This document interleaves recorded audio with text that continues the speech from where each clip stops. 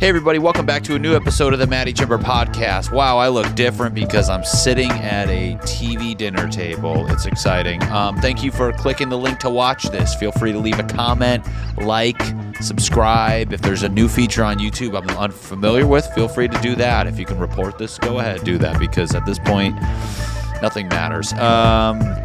This is a Christmas episode. I'm excited to dig in. We're going to get talking about elves, why their heights are the way they are. We're going to talk about snow. We're going to talk about Santa Claus. Is he racist? We're not sure. We're going to dig into some hot topics. But first, I have some tour dates I do want to tell you guys about. October, well, I'm already having a stroke. January 24th, I'll be in Atlanta. Get tickets. January 26th, I'll be in Nashville. You should probably stop by there. February 3rd, I'll be in Boston for 2 shows. That'll be exciting.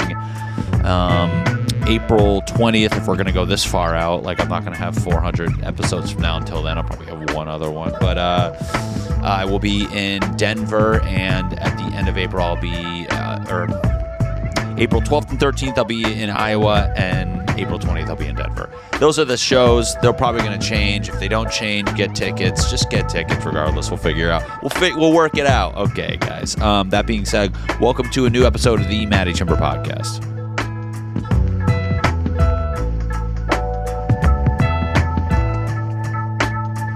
Hey everybody, welcome back. New episode. How you doing? It's exciting to be back. I have just a new vibe, a new energy. Perfect timing for the end of the year. What a convenience, huh? Right when the year's about to end, I'm getting real antsy. Wanted to get on here and do an episode, but you know what? I think you guys deserved it, and I deserved it. I need I got a lot on my plate, a lot on my chest, a lot on my, what's another surface that people have a lot on? I don't know. A lot on your plate, your chest, your mind, your ass. A lot on my, let's see what Google fills in. I got a lot on my mind. Cardi lyric. Oh, Playboy Cardi has a song called that. Oh, that's convenient. But first things first, let's just get into the thick of this. I'm leaving my job again. Guys, it's time to just dig into comedy. I said this in the past. I don't even know what episode it was, but long story short, 2 summers ago now, it seems crazy it was that far away, quit my job. I told them, you know what, I need to focus on social media, need to focus on stand-up, need to focus on myself, my girlfriend, my family. I didn't say all this, I just said comedy, but they kind of got the gist. And I did it, and I worked, and I was doing comedy full-time for 3 months, and then my greedy little money-grubbing ass got offered a job at my old company, and I took it back because I thought I can do two things at once. We're always very positive. We think our days are 48 hours long, and our bandwidth is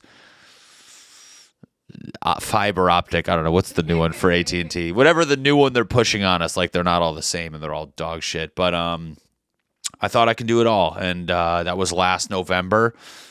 Worked, tried doing comedy, tried doing social media, touring, and I'm at the point where I'm burnt out. I got burnt out because I prioritized them over myself, and I finally had an epiphany. I was laying in bed next to my girlfriend. She was conveniently on my side of the bed. Mandy Martino's over here, by the way. I'm not looking at a stranger. That's my girlfriend, Mandy Martino. We're going to get her on camera next week. It's my fault. Nothing else to say. I'm not going to make an excuse like she didn't want to be on it or anything like that. I fucked up.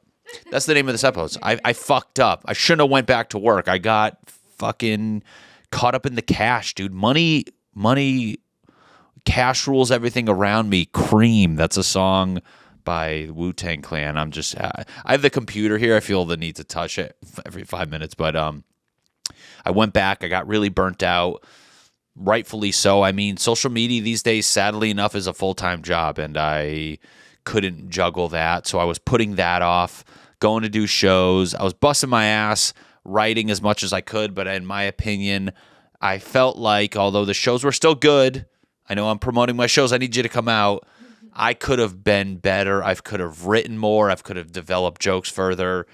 And over the last few months, I just realized I need to quit. I need to tell them, you know what? I'm not making your dreams come true. That's like one of those motivational speakers on Instagram where they go, "You're gonna make your dreams true, or some other guys." And I was making some other guys. Great guy, by the way. I don't want to make it seem like he's not a guy worth having dreams lived out, but it's you got at some point you got to put yourself forward, and but you got to be financially responsible about it. So I will give myself. They call me Mr. Devil's Advocate. I can't say one thing without having an argument in my brain, which I think is early onset schizophrenia, but I had to get the money situation right, which is more than enough. Humble brag, but it's good now. I'm ready to go. I'm gonna leave next month. My mom's texting me, "Don't do it." My mom's not thrilled. I don't know. She's not gonna watch this. My mom, my mom's an old fashioned mom. She wants me to just, I don't know if she's a boomer. Is she a boomer? But she basically, what is a boomer's age? How old are boomers? I feel like oh wow, they're 77. Boomers are 69 to 77. Oh, there's boomers 1 and 2. So my mom is she's a boomer too. Generation Jones. What are we doing with the fucking naming of ages now? We never did that. And now that everybody, when our grandparents were around, where you post-war nerds need to shut up. I feel like boomers came around because of the baby boom, because I guess after the war, everybody was so horny they couldn't stop nutting in each other, and then now we're just stuck to naming things. What's after? We have Gen X, Millennials, Gen Z. What's going to be after that? Just noises. I like how we just shit on every generation getting younger. Like, you're a bunch of pussies. You got it easy. You're like, if technology is doing its job, which it is, it should be easier. Why are we shocked that it's easier? But, my mom wants me. She's not old fashioned. I don't want to accept that, but she's old and she's fashionable. So she wants me to work, and it's been a tough time to come to terms with that. Leaving a job is not just like, hey, fuck you. It's kind of like a big deal in the sense that you kind of want to check all the boxes of like getting people to accept it, even though, and maybe that's highlighting that I should be more confident with my decision making. I felt like I had to kind of ask permission, but there's some people in your life you want to accept your path and whatever you're doing, and some family members are kind of just they want you to work, save your money, fucking watch TV at night, go on vacations, on cruises. They want that life, and you're like, I'm not that guy. I'm like a Disney movie, and it's the animal's different, and they're like, we're all gonna stay here, and for all like foxes, we're all gonna stay here and eat cats, and I'm like, I want to go dance. That's me. I'm this fox that wants to dance. So I'm leaving next month. I'm gonna dig into social media, which I'm terrified of, because I'm like, I don't want to have a boss, and then social media is like, well, I'm going to be your boss, and I'm going to be way more unfair than your boss is now. That's what it is. Sure. Watched a video on burning out today, and they're like, symptoms of being burnt out are you feel like there's too much work, it's unfair, you're not getting recognized. Like everything they said, I go, this is social media. Like, it's literally explaining what social media is. It's unfair, unjustified. Certain people get rewarded that shouldn't be. They're all pieces of shit and they steal. But I'm ready to take it on. When you grow up, people, I don't know how old a lot of you are or what you're doing with your lives, and whether you want to pursue something or not, or try something, you get to an age in your life where you're like, I might as well do it now. I don't want to be 50 and, laying in bed with Mandy as she sits there snoring. Being like, wow, I should have tried it then, and guess what? We're trying it now. So here we are, but that's enough of the sad news. It's not sad news, it's exciting news. I'm excited to do that, but that's where we're at. So outside of that, we got a lot of shit going. Mandy's killing it online. Check her out at Mandy Martino. She's posting like an animal. It's very motivating. She's working hard, and I'm on the couch surfing TikTok. She was editing a video, and I was watching 12 ways to break down a chicken. I like that stuff. I like my thing. Everyone's like, oh, you're on your phone a lot. I'm like, well, I use it as like micro learning. I'm not like just watching people fall down stairs and get hit by cars or whatever terrible things. I watch somebody get shot on TikTok or Twitter. I'm like, okay, we're done with that. But I like to learn things, and a lot of them are food, and a lot of those tips and tricks are, keeping Mandy around. So I gotta keep up, guys. She's hungry. She's a hungry girl. Anyways, but we're trying to get things going. We got the holidays. This is the Christmas episode. I'm wearing red, not for any other reason. And I want to do some fun things. But before I get into the fun, I just want to kind of, we're going to be traveling. We're going to Florida for a week. That's always fun to go to a hot weather place for a winter season. It's bizarre for me. I mean, I'm not used to seeing people in shorts around Christmas, unless it was like that bizarre Christmas card people sent where Santa's on like a surfboard. And I'm like, let's not do that. Let's not do Santa in hot weather. I can't accept that. The Santa I know is freezing his ass off in the snow with his dwarf community, however that became a part. We just watched Willy Wonka, and it's interesting. I wonder if there's an origin story of where the elves came about. How did Santa's elves originate? There we go. It's going to be fucking... Where do we go? Where did Santa's elves originate? The origins of the elves are said to be derived from Norse mythology, which refers to Alfar. Okay, this is already way deeper than I thought it was going to be. I think I'm like, he found them in candy cane trees. And I'm like, some sort of mythological thing, which refers to the Alfar, also known as Huldalfolk, hidden folk. The elf character is most likely to have combined this Norse legend with other Scandinavian and Celtic cultures and myths regarding elves, fairies, and... Okay. Where the fuck did Santa's elves come from? The story of Christmas elves and elves in general has a root in Germanic and Scandinavian. Jesus Christ, dude. Is that just not the most serious origin story? That sounds like The Dark Knight. I'm talking about Santa, the guy who, eats fucking 8 million cookies a night. And I'm just like, where does crew come from? Just make up a silly one. But, we're, Santa's elves are good. But yeah, we're going to Florida. I will say I'll lend an olive branch. Mandy's dad, shout out to Dan Martino, is by far one of the most... He's Santa. I mean, I think when I say your dad's Santa, I've never met somebody who finds so much joy in Christmas. I mean, their front yard, we'll pull up a picture and maybe some videos if we can get some, are just, it's a front yard from a movie. I mean, you can't help but just dance. No, I'm just kidding. I never danced there. But like, he's got the lights, the things, people are driving by. I mean... And then you think it ends there, and then you go inside, and it's more just, it's very nostalgic. I feel like I'm in it kind of just feels like you're in some sort of warm scene. I don't know. What are what are those there was my grandma used to have not nativity, but it was some sort of Christmas scene painting. I feel like it was fuck me in the ass. Sorry, that's not what I should be saying right now. There's a term for a painter who painted really wholesome scene. Painter who painted whole scenes. Norman Rockwell. So your dad's inside of his house.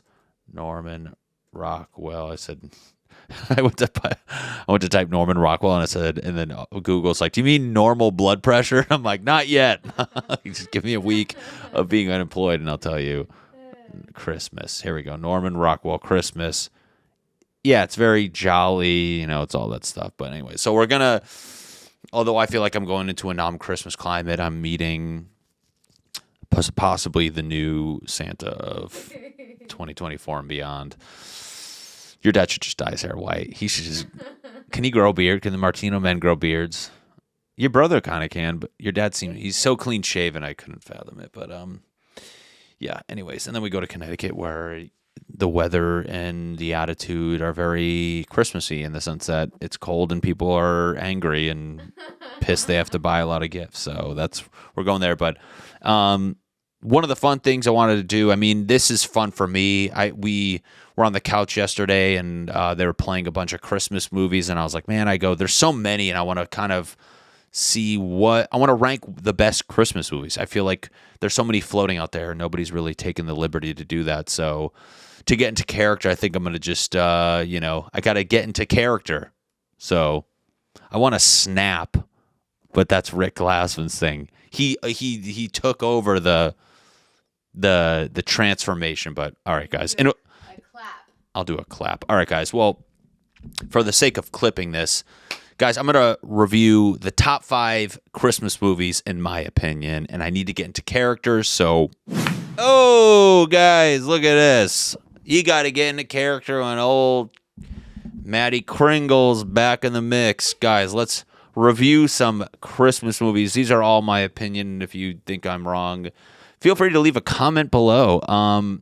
In my opinion, the number one Christmas. Let's start with 5. I want to start with the 5th best Christmas movie, in my opinion, is the movie Elf. Elf, by far, is in the top 5.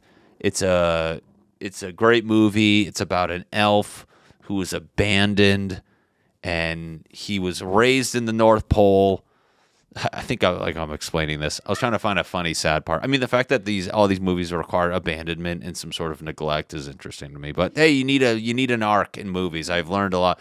I've signed with Brillstein Entertainment. Thanks, guys. Love all the work you're throwing me. They're not. But anyways, you need an arc. So anyways, Elf's about a guy who was abandoned because his parents are terrible. He was sent to the North Pole. They raised him. No one told him he was different until he got completely bullied to the point where he ran away. And then he found a girl who lived alone, and she was 40, and they had bad coffee and sang together. But it's a great movie. So number 5 is Elf. Number 4 on the Matty Chymbor top Christmas movie list is Grinch. Grinch is a great movie. It's about 45 minutes long. We turned it on the other day, and I went to make a meatloaf, and I looked up, and I was like, well, that's over. I didn't realize. But the Grinch is about some sort of a troll creature who lives in the woods, has a house in a cave on a mountain. Nobody in the Whoville likes him. He sneaks down and rummages through their clothes and belongings, stealing things. And then through the joy of Christmas, they come together, have a big feast. They refer to roast beef as roast beast, which I always thought was an interesting part of that movie. And that's number 4. Number 3 on the Matty Chymbor top Christmas movie list is Frosty the Snowman. Good movie, old cartoon. I love old cartoons. The Elf was new. I love a nice old Christmas movie. And Frosty the Snowman is a good one. If you guys don't know what Frosty the Snowman is, some boy had no friends, and he decided to make a snowman, put all the fixins on it, the carrot for the nose, a corncob pipe, and a button nose, and 2 eyes made out of coal. It's like the Big Mac song. 12 beef patties, special sauce, lettuce, cheese, pickles, onions on a snowman's head. But anyways, he made the snowman. They were having fun. He's a great guy. Age gap, no one brought up. Kind of weird. Frosty was a grown man, and the boy was a boy. But anyways, they were friends, and they were going around. And then one day he wanted Frosty to stay, and he put him in a greenhouse, and he melted. And I remember that was a sad moment. I remember being a kid being like, oh, that's dying. Dying is when they went away and they couldn't, and everyone's like, you'll remember him, you'll remember the joy of him. And then he came back the following year, and Frosty the Snowman is number 3 on the list. Number 2 on Matty Chymbor's, sorry, boy, I'm really killing the momentum with this one. What the heck happened? Okay, guys, sorry. Number 2 on Matty Chymbor's Christmas movie countdown is A Year Without a Santa Claus. Did you ever see A Year Without a Santa Claus? It's a claymation movie, pretty self-explanatory, where I'll read the description. I know what it is, but When a weary and discouraged Santa Claus considers skipping his Christmas Eve run one year, Miss Claus and his elves set out to change his mind. It's a very old claymation movie. It's 1974. I'm making it seem like it was like the 50s. Nonetheless, great movie. I can't remember a lot about it, but I do know that when I sit down and watch it, I enjoy the heck out of it. I think the claymation movies are the best. The Abominable Snowman. Yeah, was that one with Yukon Cornelius? No, that wasn't. The Abominable Snowman was Rudolph. Number one on Matty Chymbor's top 5 Christmas movies is Rudolph the Red-Nosed Reindeer. Number one on Matty Chymbor's top 5 Christmas movie list is Rudolph the Red-Nosed Reindeer. What a classic. I'm talking the old one, the claymation one. Is Year Without a Santa Claus, is Rudolph in that? That's what I was just confused Ah, about. motherfuck. Okay. It looks like it's the same movie.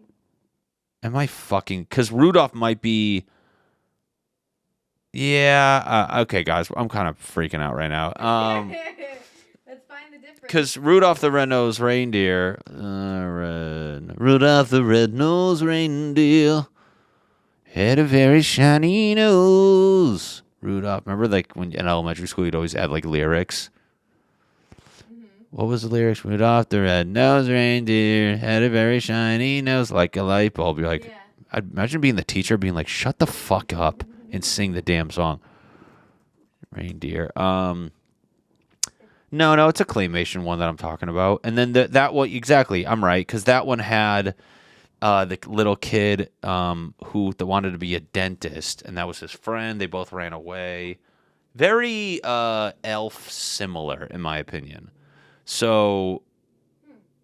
Rudolph is number one. I like that one the best. There's a scene in Rudolph, though, where he went to the land of misfit toys, and Santa, at the end of the movie, Santa is dishing out the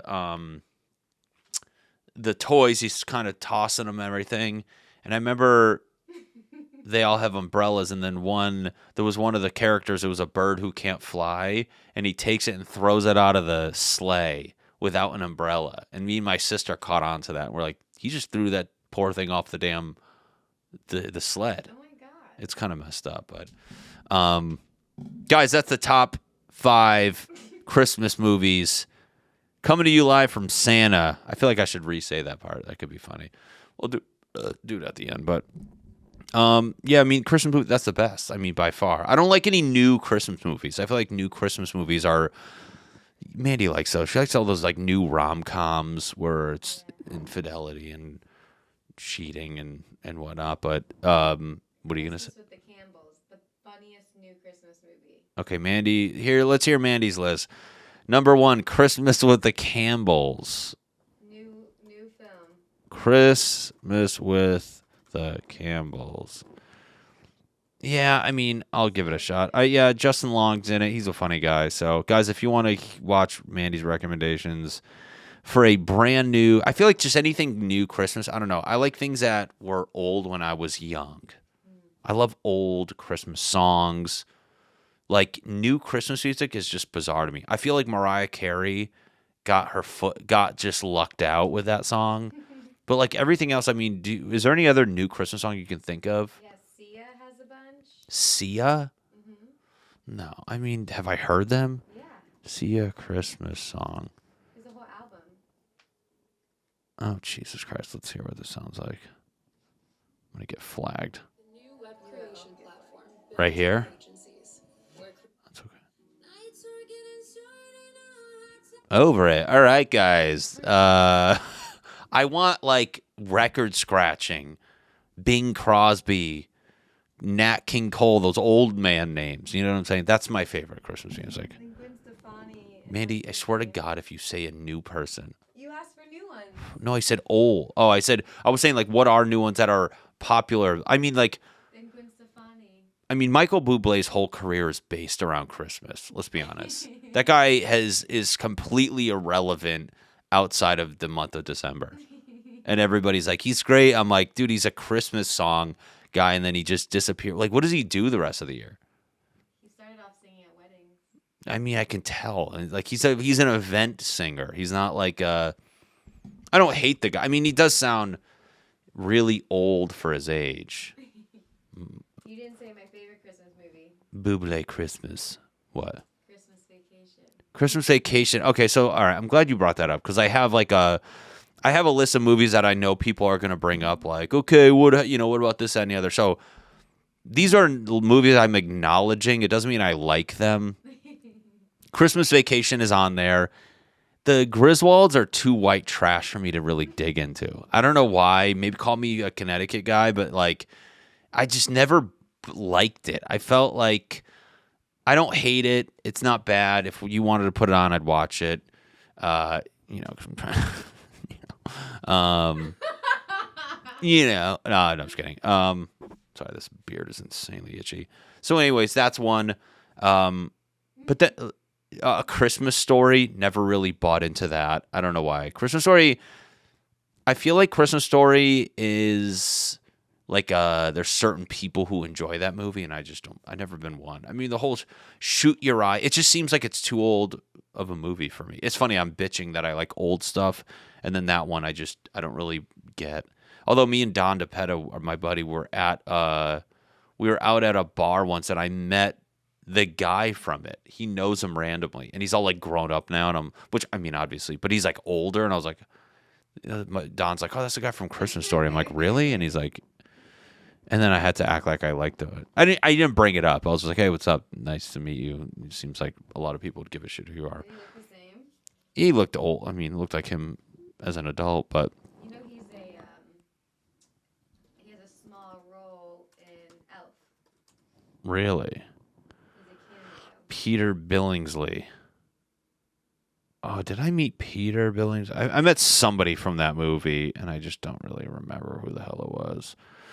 And then there's other movies which I feel like they call them Christmas movie. I mean, I've never seen this movie. You're gonna lose your mind. I've never seen Die Hard, but people claim it's a Christmas movie. Home Alone. I like Home Alone. I wouldn't put it in my Christmas movie list. I mean, I get it. It's based around Christmas, but I think the whole silly part is the fact that the kid's left alone. I mean, yeah, it's still a lot of Christmas shit, but I don't think of it as a Christmas movie. And then, People say that to be cool. yeah, they say it to be cool. You're very right. And then lastly, a movie that's not Christmas, but I guess it could be Christmas, was Catch Me If You Can, which we just watched. That 2.5 hour movie of of Leonardo DiCaprio, kind of, just stealing from people, which I respect. That would seem pretty exciting when he was just completely. It's just an era. I feel like back then you can just do a fake check and just get away with it. And now these days I'm trying to. There's an old movie you didn't mention. What was the old movie I didn't mention? Wonderful Life. It's a Wonderful Life. A Wonderful Life. I never saw that though. You like old stuff, you like it. Oh, that's. What's the one where something Miracle on 5th Street, 34th, 34th Street? I've seen that movie before. That's a good old Christmas movie. I just don't. I guess I gotta just sit down. I should have sat down and actually watch some of these before I did this, but I mean, whatever. The new thing's Christmas podcasting with guys who dress up like Santa Claus. This is called commitment. I'm getting lice from this beard. It's itching. I'm having a rash. But, anything to bring joy. Christmas, we set up our tree, and I mean, it does feel good.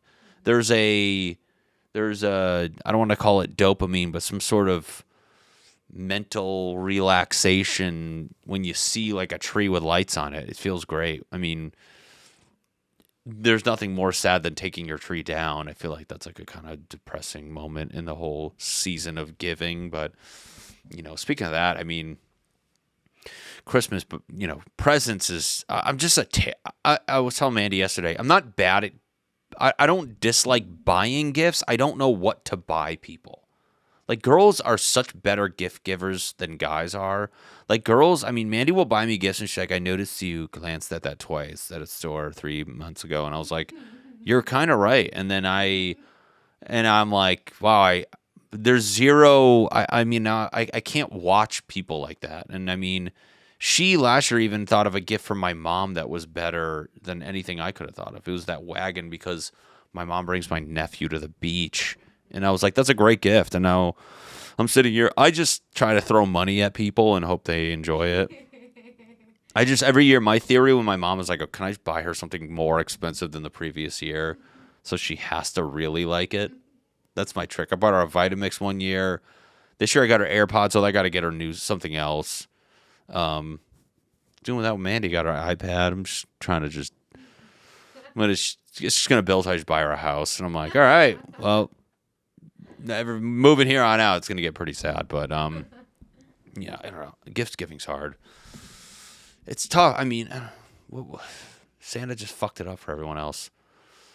There's nothing. I mean, I feel like as the years go on, the build up to Christmas is way more exciting than Christmas ever is. I mean, I'm never sometimes Christmas, I'm not to be like negative, but I'm like that night and the day itself are a little underwhelming. It's the build up for a month. It's like there's so much hype around it. I mean, Starbucks is putting out Christmas shit.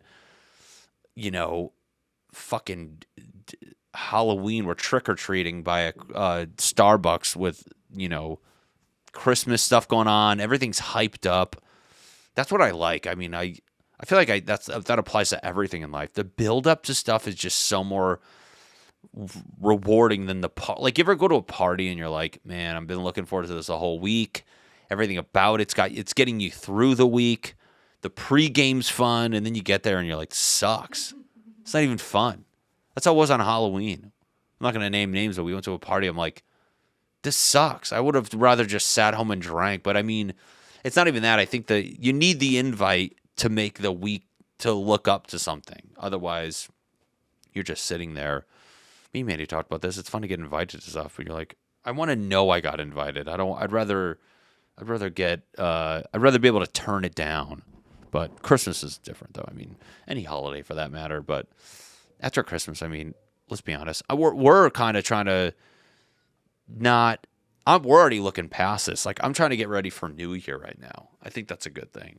This is the itchiest goddamn beard I've ever put on in my life. I don't know. I want it to be New Year's already. Although we have a lot planned. I don't know. I was trying to think of what we're going to do. We were supposed to do a show. That kind of fell through. So maybe I should just look forward to Christmas. I don't know.